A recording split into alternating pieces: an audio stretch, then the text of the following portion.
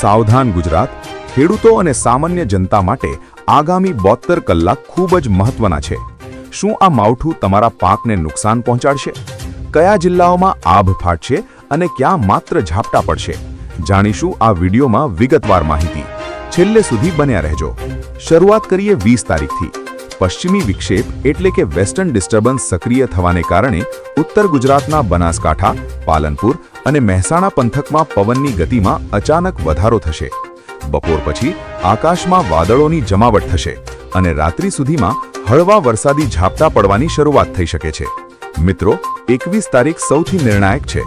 હવામાનના latest satellite report મુજબ સૌરાષ્ટ્ર અને મધ્ય ગુજરાત પર વરસાદી વાદળોનો ઘેરો વધારે રહેશે। રાજકોટ, સુરેન્દ્રનગર, અમદાવાદ અને ગાંધીનગરમાં ગાજવીજ સાથે માવઠું પડી શકે છે। ખાસ કરીને ખેડૂત ભાઈઓએ જીરું અને રાયડાના પાકને બચાવવા અત્યારે જ તૈયારી કરી લેવી જોઈએ, કારણ કે પવન સાથેનો વરસાદ નુકસાન કરી શકે છે।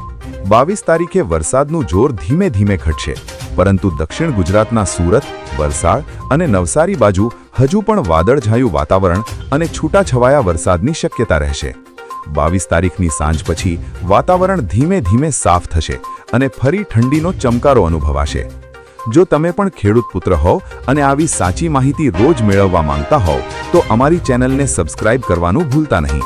આ વિડીયોને લાઇક કરો અને તમારા ગામના વોટ્સએપ ગ્રુપમાં શેર કરો, જેથી દરેક ખેડૂત ભાઈ સાવચેત થઈ શકે।